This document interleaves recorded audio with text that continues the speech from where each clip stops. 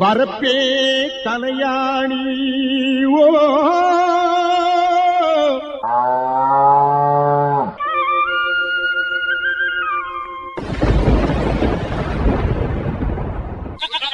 வாய்க்காலே பஞ்சுமெத்தே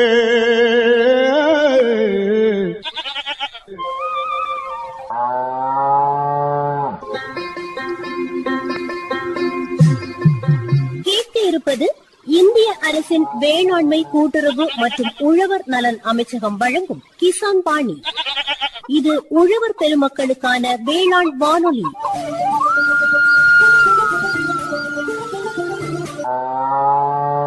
இந்நிகழ்ச்சியின் விளம்பரதாரர்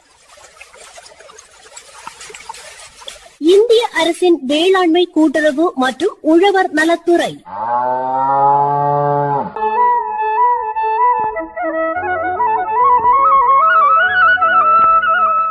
எட்வின், நான் அன்னைக்கு நீ வீட்டுக்கு வந்தப்போ பெரும்பெயர்ல ஒரு பதார்த்தம் பண்ணி தந்தேன், தெரியுமா? உனக்கு ஞாபகம் இருக்கா?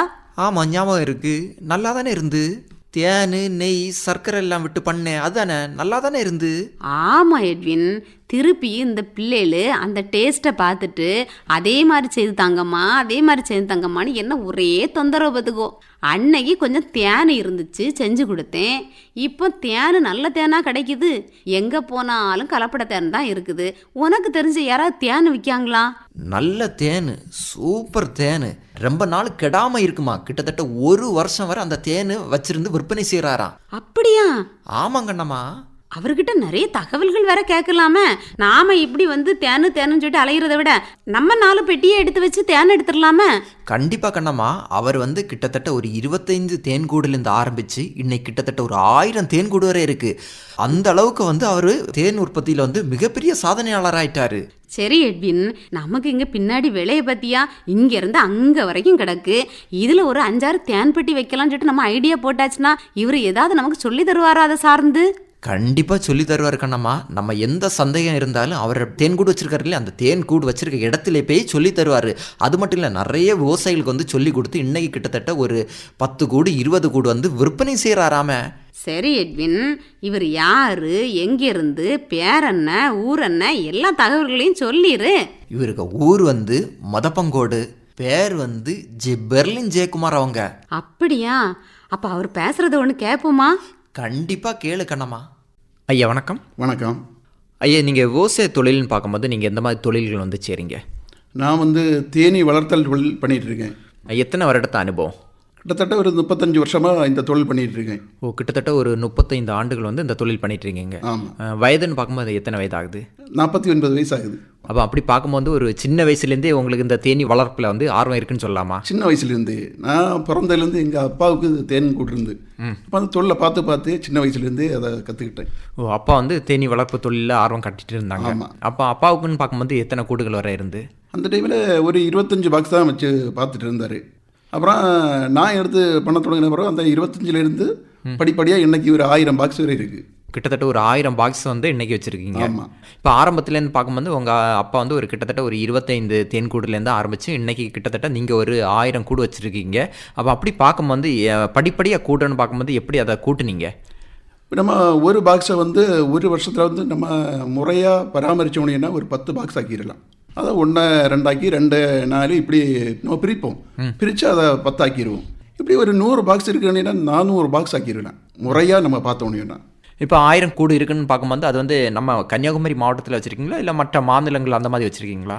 நம்ம இப்போ கேரளாவில் கொண்டு போட்டிருக்கோம். நம்ம செலவு கம்மி, அங்கே இயற்கையான சாப்பாடு கிடைக்கும். நம்ம இங்கே போட்டோன்னா நமக்கு செலவு ஜாஸ்தியாகும். அதனால நம்ம கேரளாவில் கொண்டு போட்டு அங்கேயே ஆள் வச்சு தொழிலை பண்ணிகிட்டு இருக்கோம். இப்போ கேரளாவில் பொறுத்தவரை பார்க்கும்போது அது எந்த மாவட்டத்தில் போட்டிருக்கீங்க? நிலம்பூர். அதிகமாக நம்ம மாவட்டத்தில் உள்ளவங்க எல்லாம் நிலம்பூர் அந்த பகுதிகளெலாம் கொண்டு போடுவாங்க. சரி, இப்போ எந்த மாதிரி இடத்த நீங்கள் தேர்வு செய்து எடுக்கிறீங்க? இடம் ஒன்று சொன்னால் நம்ம ஆடு மாடு இந்த தொந்தரவுகள் இருக்கக்கூடாது. அப்புறம் எறும்பு சிலந்தி இதே மாதிரியானதெல்லாம் நிறைய டேமேஜ் ஆயிரும். அதனால இந்த தொந்தரவுகள் இல்லாமல் தணலான பகுதிகள், வெயிலில் கொண்டு வைக்க மாட்டோம், தணலான பகுதிகளில் நம்ம வச்சுருவோம். அந்த பகுதிகளில் நம்ம பார்த்தோம்னா தென்னை இருக்கும், கமுகு இருக்கும், அப்புறமா ரப்பரு பல மரங்களும் இருக்கும் அந்த பகுதிகளில். இப்போ நீங்கள் கூட சொன்னீங்க வந்து இப்போ ஒரு 25 கூடுலேருந்து ஆரம்பித்து கிட்டத்தட்ட ஒரு 1000 கூடு வரை வச்சிருக்குன்னு சொன்னீங்க. இப்போ அந்த கூடை பொறுத்தல பார்க்கும்போது எந்த மாதிரி மரத்தில் வந்து நீங்கள் செய்து வாங்குறீங்க? முன்னாடி வந்து தேக்கு மரத்தில் செஞ்சுட்டு இருந்தாங்க. அப்புறமா வந்து புன்ன மரம். இப்போ புன்ன மரம் கிடைக்காது. அதனால இப்போ வந்து மகாகனியில் செய்தோம். மகாகனி கொஞ்சம் உழைச்சி நிற்குது, அதனால மகாகனியில் செஞ்சுட்டு இருக்கோம். இது வந்து ஒரு தேன் கூடை பொறுத்தல பார்க்கும்போது எவ்வளோ ரூபா கொடுத்து வாங்குறீங்க? இன்றைக்கி வந்து ஒரு கூடைன்னு சொன்னால் 3 பாகமாக பிரிச்சிருக்கோம். குஞ்சறை, தேனறை, டாப்பு, பாட்டம் போடு, இதுன்னு சொல்லக்கூடிய ஒரு பாக்ஸோட அமைப்பு. இன்றைக்கி இந்த 2 சூப்பரோட நம்ம வாங்கணும்னா 700 ரூபா கொடுத்து வாங்குறோம். நம்ம அது வந்து தேனியோட சேர்த்தா இல்லை தேன் கூடு மட்டுமா? கூடு மட்டும். தேனியை நம்ம ஒன்றில் பிரித்து வைப்போம், இல்லைன்னா வாங்கி வேற கொடுத்துடணும். நம்ம இப்போ 3 அறையோட சேர்த்து வந்து கிட்டத்தட்ட ஒரு 700 ரூபா கொடுத்து வாங்குறீங்க. ஆமாம். இப்போ அந்த ஒவ்வொரு கூடு வைக்கிறன்னு விதம்னு பார்க்கும்போது எவ்வளோ அடி தொலைவில் வந்து நீங்கள் வைக்கிறீங்க ஒவ்வொரு கூடுக்கும் இன்னொரு கூடுக்கும் அளவுன்னு பார்க்கும்போது? நம்ம ஒரு 15 அடி டிஸ்டன்ஸை போட்டுட்டா போதும். அப்புறம் எவ்வளோ தூரம் நீக்கி வைக்கிறோமோ அவ்வளோ தூரம் கொஞ்சம் செழிப்பாக வளர்ந்துடும். பக்கத்தில் வச்சோம்னா நம்ம செயற்கை சாப்பாடு கொடுப்போம்ல, கொடுக்கக்கூடிய டைமில் மாறி வந்து கூடில் வந்து மோதிடும் அந்த ஈக்கள். வளர்ச்சி அடைஞ்ச பாக்ஸ் இருக்கு, சிலது வந்து வளர்ச்சி குண்டிய பாக்ஸ் இருக்கு. இந்த வளர்ச்சி அடைஞ்ச பாக்ஸில் இருக்கக்கூடிய வந்து வளர்ச்சி குண்டிய பாக்ஸில் வரும். இந்த இதை நம்ம தடை பண்ணதுக்கு கொஞ்சம் மாற்றி நீக்கி வச்சோம்னா நல்லா இருந்துடும். இப்போ கிட்டத்தட்ட ஒரு 1000 கூடு வச்சிருக்கேன்னு பார்க்கும்போது அந்த இப்போ ஒரே பகுதியில் அந்த 1000 கூடு வச்சிருக்கீங்களா இல்லை ஒவ்வொரு இடத்துல வச்சிருக்கீங்களா? இல்லை, இந்த 1000 கூடன்னு சொல்லக்கூடிய டைமில் கிட்டத்தட்ட ஒரு 30 கிலோமீட்டர் சுற்றளவில் வந்துடும். ஒரு பகுதியில் நம்ம போடுவோம்னா ஒரு 15 இல்லைனா 20 பாக்ஸாக போடுவோம். அங்கே வந்து வீடு இருக்கும், வீடை சுற்றி தான் கொண்டு போடுவோம். ஒரு வீட்டில் பர்மிஷன் கேட்போம், அதை சுற்றி ஒரு 20-25 பாக்ஸாக போடுவோம். அப்புறம் ஒரு 1/2 கிலோமீட்டர் தாண்டி போவோம். இதே மாதிரி தான் போட்டுருவோம். இப்போ அந்த வீட்டில் உள்ள அந்த இடத்துக்கு வந்து நம்ம வாடகை அந்த மாதிரி கொடுக்க வேண்டி இருக்குமா? இல்லை, தேன் எடுக்கக்கூடிய டைமில் அவங்களுக்கு ஒரு டைம் எடுக்கக்கூடிய டைமில் 1 கிலோ தேன் கொடுப்போம். நம்ம ஒரு டைம் எடுக்க. ஆமாம், ஒரு டைம் எடுக்கக்கூடிய டைமில். நம்ம இப்போ தேனியை பொறுத்தவரை பார்க்கும்போது அது ஒரு பெரிய குடும்பம். அது வந்து ராணி தேனி, ஆண் தேனி, வேலைக்கார தேனீக்கள் இருக்குது. இப்போ இந்த மாதிரி தேனி வகையில் பொறுத்தவரை பார்க்கும்போது நீங்கள் அதை எப்படி கண்டுபிடிக்கிறீங்க ஒவ்வொரு ஈக்களை பொறுத்தவரை பார்க்கும்போது? இப்போ ஒரு குடும்பம்னு சொன்னால் வேலைக்காரி 1000 கணக்கில் இருக்கும், ஆணி வந்து 100 கணக்கில் இருக்கும், ராணி வந்து 1 தான் இருக்கும். அப்போ இதெல்லாம் சேர்ந்து தான் ஒரு குடும்பம். ஆணி வந்து வேற ஒரு வேலையுமே செய்யாது, இனப்பெருக்கத்துக்காக மட்டும் உள்ளதான் ஆணி. வேலைக்காரி கூட இருக்கக்கூடிய அனைத்து வேலைகளையும் செய்யும். ராணியோட வேலை வந்து முட்டை போடுறது மட்டும்தான். நீங்கள் எப்படி கண்டுபிடிக்கிறீங்க அந்த தேனீக்களை? தேனி வந்து ராணி வந்து அளவில் பெருசாக இருக்கும், இளம் சிவப்பு கலரில் இருக்கும். ஆணி வந்து தலை பெருசாகவும் கருப்பாகவும் இருக்கும். வேலைக்காரி வந்து ராணியோட சின்னதாக இருக்கும், அதே சைஸ் கலர் அதே இதெல்லாம் இருக்கும். அதே இது பார்க்கும்போது அந்த ஈக்களை வச்சு நம்ம கண்டுபிடிச்சிடலாம். ஆமாம். ராணியை பொறுத்தவரை பார்க்கும்போது நீங்கள் கிட்டத்தட்ட ஒரு ராணி தான் சொன்னீங்க. இதே இது இன்னொரு ராணி உருவாவதற்கு வாய்ப்பு இருக்குமா? வாய்ப்பு இருக்காது. அப்படி ஒரு பாக்ஸில் ஒரு ராணி உற்பத்தி ஆகுது அப்படின்னா அந்த பாக்ஸில் இருக்கக்கூடிய பாதி அப்படியே ஒரு ராணியோட எழுப்பி போயிடும். ஒரு குடும்பம் மட்டும் போயிடும், குடும்பமாக போயிடும். அது புதுசாக வந்து இறங்காது. ராணி புதுசாக உற்பத்தி ஆகணும்னா ராணி போட்ட முட்டையை வேலைக்காரிகள் செலக்ட் பண்ணி ராயல் ஜல்லின்னு சொல்லக்கூடிய ஒரு உணவை ஊட்டும். அந்த உணவை ஊட்டியாச்சோன்னா அந்த ராணி போட்ட முட்டை பெருசாக வளர்ந்துடும், செல் வந்து பெருசாயிரும். இந்த செல்லை நம்ம பாக்ஸ் எடுத்து பார்த்த உடனே இதில் ராணி இல்லை என்ன புரிஞ்சிருவோம். அதுலேருந்து 5 செல் இல்லைன்னா ஒரு 10 செல் இருக்குன்னா அந்த பாக்ஸுக்கு ஒரு ராணி செல் தான் தேவை. பாக்கி 9 செல்லை நம்ம கட் பண்ணி வெளியே எடுத்துடணும். நம்ம கட் பண்ணி எடுக்காமல் இருந்தோம்னா ஒவ்வொரு ராணி உற்பத்தியாகி வெளியே வர வர இந்த கூடில் இருந்து ஒவ்வொரு ராணிக்கும் கொஞ்சம் கொஞ்சம் ஈயா போயிட்டே இருக்கும், பிரிஞ்சு போயிட்டே இருக்கும். அதனால இந்த பாக்ஸை நம்ம அடையை எடுத்து பார்த்த உடனே ராணி இல்லைன்னு சொன்னால் ஒரே ஒரு ராணி செல் வச்சுட்டு பாக்கி இருக்கக்கூடியது எல்லாமே நம்ம கட் பண்ணி வெளியே எடுத்துடணும். இதே இது நீங்கள் ஒவ்வொரு குடும்பம் மட்டும் பிரித்து எடுக்கிறேன்னு பார்க்கும்போது எப்படி எடுக்கிறீங்க? பிரிக்கக்கூடிய டைமில் இதை தான் பண்ணுவோம். ராணி நம்ம இப்போ பிரிக்க ஒரு 10 பாக்ஸ் பிரிக்கணும்னா அடுத்த வாரம் பிரிக்கணும். அப்போ இந்த வாரம் என்ன பண்ணணும்னா ஒரு ராணி இருக்கக்கூடிய பாக்ஸ்லேருந்து ராணி எடுத்து கொன்று போட்டுருவோம். கொன்று போட்டாச்சுன்னா அதில் இயற்கையாக செல் கட்டிடும், ராணி செல் கட்டிடும். இப்போ ஒரு 25 செல் இருக்குன்னா நமக்கு ஒரு 10 பாக்ஸ் பிரிக்கிறது இருக்குது.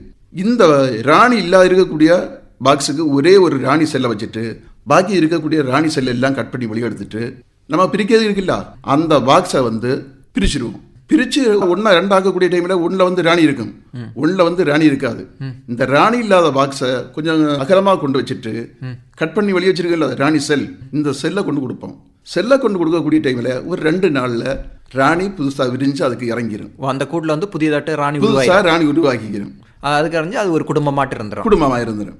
இது மற்ற முட்டை ராணிக்குள்ள வந்து நீங்கள் வெளியே எடுத்துருவீங்க. வெளியே எடுத்துருவோம். தேவையில்லாத நம்ம அப்படியே வெளியே எடுத்துருவோம். இப்போ அந்த தேன் கால சீசன் பார்க்கும்போது எந்த மாதிரி காலகட்டத்தில் அந்த தேன் வந்து உருவாக்க எடுக்கு? நமக்கு கிடைக்கக்கூடிய ரப்பர் தேன் தான். நம்ம சீசன் ஜனவரி, பிப்ரவரி, மார்ச் இந்த 3 மாதம் தான் தேன் சீசன். இப்போ மற்ற காலங்கள்னு பார்க்கும்போது நீங்கள் எந்த மாதிரி உணவுகள் நீங்கள் கொடுக்குறீங்க? மற்ற டைமில் எல்லாம் வந்து நம்ம அதுக்கு இயற்கையாக கிடைக்கலன்னா வெளியில எல்லாம் அந்த மழை சீசன் இருக்குல்ல, இந்த சீசன்ல எல்லாம் பூம்பொடி தேன் ஒன்றுமே கிடைக்காது. இந்த டைமில் நம்ம சர்க்கரை இருக்குல்ல, சர்க்கரை வந்து 1 கிலோ சர்க்கரைக்கு 1 லிட்டர் தண்ணியை கரைச்சி காய வைப்போம். காய வச்சு ஆறுன அப்புறமா நம்ம இதுக்கு ஒரு பாக்ஸுக்கு 250 கிராம் வச்சு ஊற்றிடுவோம். 2 சிரட்டை உள்ளாடி வச்சு அந்த சிரட்டையில் சர்க்கரை தண்ணியை ஊற்றிடுவோம். இப்போ வைக்கும்போது இப்போ அந்த ஈக்கள் போய் அந்த சர்க்கரை அந்த தண்ணியில் வந்து விழுந்து இறந்து போக வாய்ப்பு இருக்கு இல்லையா? ஆமாம். அதுக்கு என்ன பண்ணுவோம்னா சிரட்டானதுனால சீக்கிரமாக ஏறி வந்துடும். சிலது 1-2 அப்படியே கடிபிடிச்சு உள்ளாடி விழுந்துட்டேன்னா கூட எலும்பி வர்றதுக்கு உள்ளாடி வந்து சின்ன சின்ன குச்சிகளை போட்டுருவோம். அந்த குச்சி வழியும் மேலே ஏறி வந்துடும். அந்த சக்கரை தண்ணியில் போட்டு விட்டுருப்போம். அப்போ அந்த ஈக்கள் வந்து அதில் விழுந்தாலும் அந்த கம்பு வழியே வந்து மேலே வந்துடும். இது கீழே அந்த பராமரிப்புன்னு பொறுத்தவரை பார்க்கும்போது எப்படி பராமரிக்கிறீங்க? கீழே வந்து அந்த மழை சீசனில் வந்து அந்த சின்ன சின்ன புழுக்கள் வந்து அந்த பாட்டம் போர்டோட அடிப்பகுதியில் வந்து இருந்துடும். வளர்ச்சி குஞ்ச காரங்கள் வந்து அடைகள் வந்து கருத்து போயிடும். அப்போ நம்ம என்ன பண்ணுவோம்னா அந்த ஈயோட அளவுக்கு ஏற்ப அடைகளை நம்ம போட்டுருவோம். ஈ கம்மியாக இருக்கணும்னா கருத்து போன அடைகளை எல்லாமே எடுத்து வெளியே கட் பண்ணி எடுத்துருவோம். ஈயோட நெருக்கமாக இருக்கிறதுக்கான அளவுக்கு நம்ம அடையை போட்டுருவோம். சரி, அப்படி வளர்ச்சி குஞ்சு இருக்குன்னு பார்க்கும்போது அதை கண்டுபிடிக்க முடியுமா? கண்டுபிடிச்சிடலாம். நமக்கு ஈயோட எண்ணிக்கையை பார்த்து நமக்கு பிடிச்சிடலாம். இல்லை, இப்போ ஒரு 6 ஃப்ரேம் ஈ இருக்கணும்னா 6 ஃப்ரேம் ஈ ஃபுல்லாகவே நிறைஞ்சிருந்தா அந்த கூடு வந்து செழிப்பையாக இருக்குது. இல்லை ஒரு 4 ஃப்ரேமில் இருக்கக்கூடிய ஈ தான் அங்கங்கேயா இருக்கணும்னா அந்த ஈயோட எண்ணிக்கைக்கு ஏற்ப நம்ம பாக்கி காலி ஃப்ரேமை போட்டுருவோம். அது வளரக்கூடிய டைமில் ஆட்டோமேட்டிக்கலாக அடையை கட்டி அதில் முட்டை போட்டுரும். இப்போ அடை கட்டி முட்டை போடுறோன்னு பார்க்கும்போது இப்போ வந்து நீங்கள் கீழே வந்து அந்த ஈக்கினுடைய வாழ்விடம், அதுக்கு மேலே வந்து எத்தனை ஃப்ரேம் வரை வச்சுருக்கீங்க? அப்புறம் வந்து சீசனில் வைக்கக்கூடியதாகும். இப்போ குஞ்சரணி எல்லக்கூடியது 1 வைப்போம். அப்புறம் சீசன் நல்லா இருக்கணும்னா தேன்றை 1, 2, 3, 4 எழுட்டு போயிட்டே இருக்கும். சீசனை பொறுத்து சீசன் நல்லா இருக்கணும்னா ஒரு 6, 7 சூப்பர் வரை மேலே வந்துடும். அது அந்த இடத்தை பொறுத்து அந்த காலநிலையை பொறுத்து தேன் நிறைய கிடைக்கணும்னா நிறைய வச்சுட்டே போயிடலாம். இப்போ நீங்கள் கூட சொன்னீங்க தேன் வந்து சீச காலன்னு பார்க்கும்போது ஜனவரி, பிப்ரவரி, மார்ச் இந்த 3 மாத அளவில் வந்து சீசன் இருக்குன்னு சொன்னீங்க. இப்போ ஆரம்ப கட்டத்திலேன்னு பார்க்கும்போது எவ்வளோ கிலோ வரை கிடைக்க ஆரம்பிக்கும் ஒவ்வொரு கூடுலேருந்து? ஒரு கூடில் இருந்ததுன்னா இப்போ ஒரு 2 சூப்பர் நம்ம தேன்றை வச்சுருக்கோன்னா ஃபுல்லாக கேப் பண்ணி வந்துட்டோன்னா 2 கிலோ கிடைக்கும். First time. இது ஒரு 4-5 வாட்டி நம்ம எடுத்தோன்னா ஒரு பாக்ஸுக்கு வந்து 10, 15, 20 கிலோ வரை வந்துடும். அது வந்து எத்தனை நாளைக்கு வரைக்கும் எடுக்கிறீங்க? 8 நாளுக்கு ஒரு வாட்டி நம்ம எடுப்போம். 8 நாளுக்கு எடுக்கக்கூடிய டைமில் ஃபுல்லாகவே கேப் பண்ணி தேனை வந்து அப்படியே மெழுகினால அடைச்சிடும், கவர் பண்ணிடும். அந்த தேனை வந்து எப்படி எடுக்கிறீங்க? அதுக்குன்னு சொல்லி இயந்திரங்கள் அந்த மாதிரி இருக்கா? ஆமாம், மிஷின் இருக்குது. அந்த மிஷினில் நம்ம கேப் பண்ணியாச்சோன்னா அந்த கேப்பை வந்து கத்தினால அப்படியே எடுத்துடுவோம். அப்படியே 2 சைடில் இருக்கக்கூடிய மிளகை எடுத்துட்டு மிஷினில் வச்சு சுற்றுவோம். அந்த மிஷினில் வந்து நெட் இருக்கும். அந்த நெட்டோட சேர்ந்து இருக்கக்கூடிய பகுதிகளிலிருந்து தேன் அப்படியே வெளியே வந்துடும். மறுபடியும் திருப்பி மறுபக்கத்தை வைப்போம், வச்சு சுற்றி அப்படி எடுத்துருவோம். சரி, இப்போ அந்த அடை எடுக்காம கூட அதில் வந்து தேனீக்கள் வந்து நிறைய இருக்கும். அதை வந்து எப்படி அந்த கூட்டுலேருந்து எடுக்கிறீங்க? நம்ம இப்போ மெதுவாக லேசாக புகை கொடுத்துருவோம். புகை கொடுத்தோன்னா கொஞ்சம் மாறிடும். இது கையில் கொட்டுறதுக்கு வாய்ப்பு இருக்குமா? கொட்டினாலே நம்ம அதை பற்றி பெருசாக எடுக்க மாட்டோம். அது நம்ம புகை கொடுக்கக்கூடிய டைமில் கொஞ்சம் மாறின உடனே இந்த லேசாக ஒரு உதறிடுவோம். ரொம்ப அப்படியே எல்லாம் போயிடும். சரி, அந்த மாதிரி உதரமும் கூட இப்போ மேலே வந்து கொட்டுறதுக்கு வாய்ப்பு இருக்குமா? இப்போ அதுக்குன்னு சொல்லிட்டு நீங்கள் கவச உடைகள் அந்த மாதிரி போட்டிருக்கீங்களா? இல்லை, கவச உடைகள் என்ன தொழில் தெரிஞ்சவங்க கவச உடை போட மாட்டாங்க. தெரியாதவங்க அந்த பயம் இருக்கக்கூடியவங்க முகமூடி எல்லாம் போட்டுட்டு அப்படியே நிற்பாங்க. விஷயம் தெரிஞ்சவங்க யாருமே போட மாட்டாங்க. அந்த அடையை எடுத்துட்டு நீங்க அந்த அடை நிரம்பி இருக்கிறத வந்து அதை கத்தியை வச்சு கட் பண்ணிடுவீங்க. ஆமாம், அதுக்குன்னு சொல்லிட்டு கத்திகள் இருக்கு. கத்தி இருக்கு. ஆமாம். எத்தனை சுத்துறீங்க? நம்ம ஒரு 3-4 சுத்தக்கூடிய டைமில் இருக்கக்கூடிய தேன் எல்லாமே வெளியே வந்துடும். அது வந்து ஒரு டைம் சுத்தினா போதுமா, இல்லை அந்த அடையை திருப்பி மாற்றி வைக்க வேண்டி இருக்குமா? ஆமாம், மாற்றி வச்சு மறுபடியும் 3 சைடு. என்னென்னா அந்த மிஷினுக்கு உள்ளாடி ஒரு நெட் இருக்கும். அந்த நெட்டு பகுதியில் சேர்ந்துருக்கக்கூடியது தான் நம்ம சுத்தக்கூடிய டைமில் தேன் வெளியே வந்துடும். மறு சைடு திருப்பி நம்ம நெட்டு சைடு வச்சாதான் அதில் இருக்கக்கூடிய தேன் வெளியே வந்துடும். அப்போ வந்து நம்ம சுத்தமாக வந்து அந்த அடையில் இருக்க தேன் வந்து இந்த மிஷினுக்குள்ளாடியே போய் விழுந்துடும். அது வந்து 8 நாளைக்கு வரைக்கும் எடுக்கிறீங்க? 8 நாளைக்கு வரைக்கும். ஆமாம். சந்தைப்படுத்த பார்க்கும்போது எப்படி சந்தைப்படுத்துறீங்க? சந்தைப்படுத்துறதுக்கு நமக்கு இங்கே நம்ம மாவட்டத்தில் வந்து கவர்மெண்ட் கூட்டுறவு சங்கம் இருக்கு ஒன்று, அப்புறம் வந்து காதி போர்டு இருக்கு. இந்த 2 தான் கவர்மெண்ட்ல இருக்கக்கூடியது. அப்புறம் இதை சுற்றி நிறைய தனியார் நிறுவனங்கள் வச்சிருக்காங்க, தேன் கொள்முதல் செஞ்சு சேல்ஸ் பண்ணக்கூடியது வச்சிருக்காங்க. இதெல்லாம் சந்தைப்படுத்தக்கூடியதான். இது வந்து இப்போ சீசனுக்கு கிடைக்கிறேன்னு பார்க்கும்போது இப்போ நீங்கள் அந்த சீசனுக்கு மட்டும் விற்பனை செய்கிறதா, இல்லை வந்து நீங்கள் ஸ்டோரேஜ் பண்ணிட்டு இப்போ உங்கள் தேவைக்கு ஆகட்டும், இல்லை சீசன் இல்லாத காலங்களுக்கு அந்த மாதிரி விற்பனை செய்கிறதானா? இல்லை, நான் வந்து அக்மார்க் எடுத்திருக்கேன். நீங்களே அக்மார்க் எடுத்து எனக்கு வரக்கூடிய தேன் எல்லாமே ஸ்டாக் பண்ணி ஆர்டருக்கு எடுத்து தேவைக்கு எடுத்து காய்ச்சி அதை பக்குவப்படுத்தி அனுப்பக்கூடியதுதான். இந்த அக்மார் முத்திரையை பெற்று நீங்கள் தேன் விற்பனை செய்யறதுக்குள்ள இதெல்லாம் வச்சிருக்கீங்க? எல்லாமே அக்மார்க் இருக்கு, FSI இருக்கு, எல்லாமே வச்சு தான் சேல்ஸ் பண்ணிட்டு இருக்கு. அதை எப்படி நீங்கள் வந்து சேகரித்து அதுக்குன்னு சொல்லிட்டு அந்த பேரல்கள் அந்த மாதிரி இருக்கா?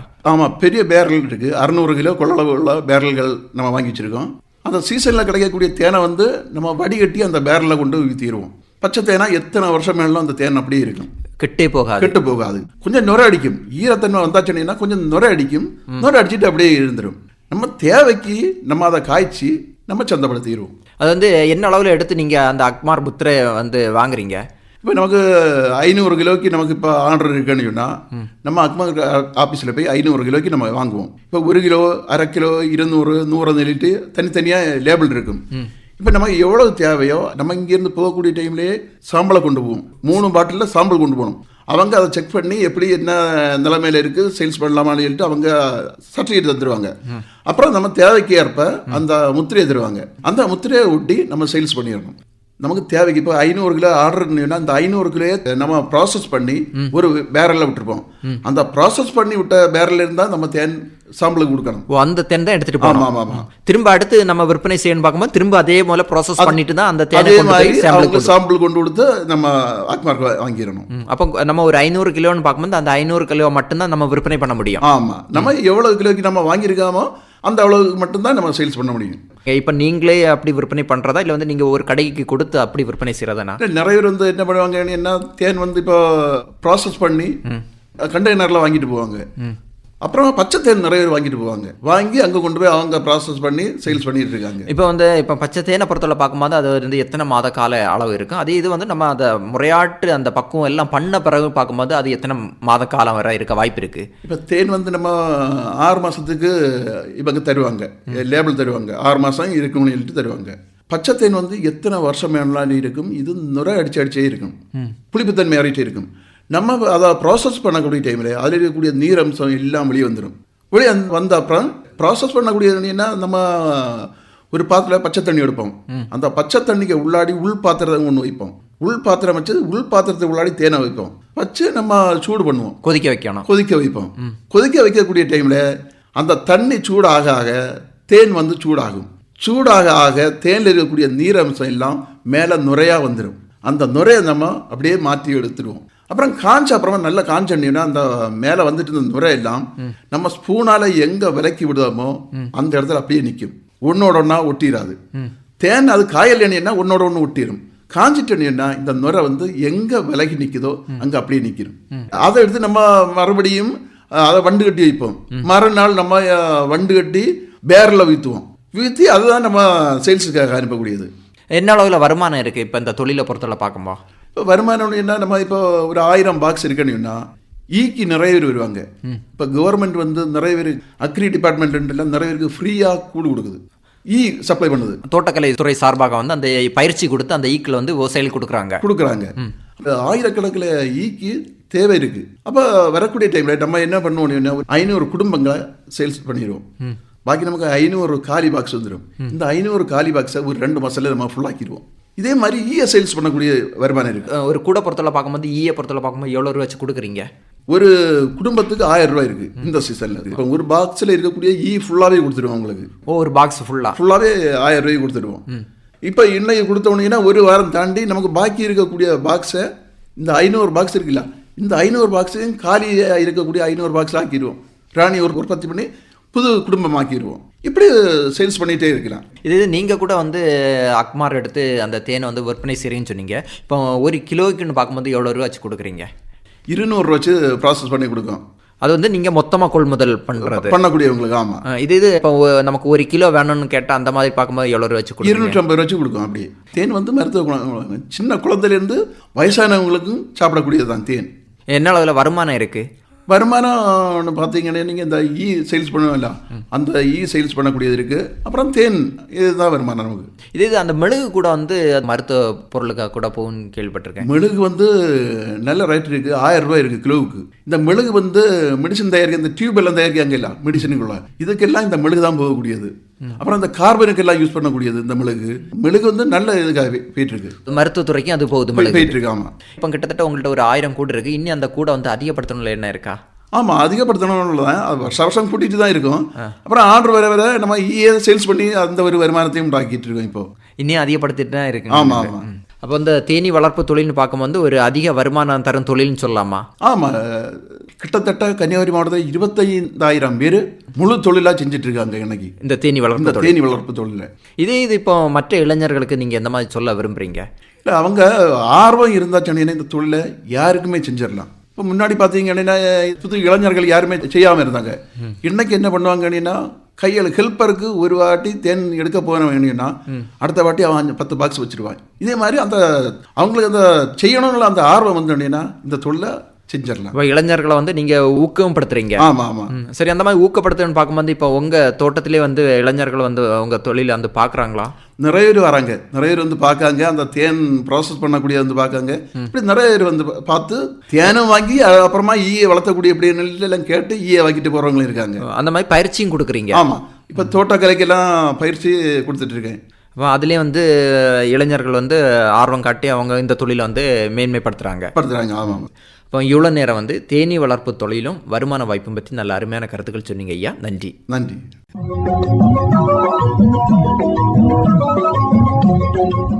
இதுவரை தேனீ வளர்ப்பு தொழிலும் வருமான வாய்ப்பும் நேர்முகம் கேட்டீர்கள். பங்கு பெற்றவர் முதப்பன்கோடு ஜே. பெர்லின் ஜெயக்குமார் அவர்கள். உடன் உரையாடியவர் டி. எட்வின் ஜெயராஜ். இதுவரை கேட்டது இந்திய அரசின் வேளாண்மை கூட்டுறவு மற்றும் உழவர் நலன் அமைச்சகம் வழங்கிய கிசான் பாணி. இது உழவர் பெருமக்களுக்கான வேளாண் வானொலி.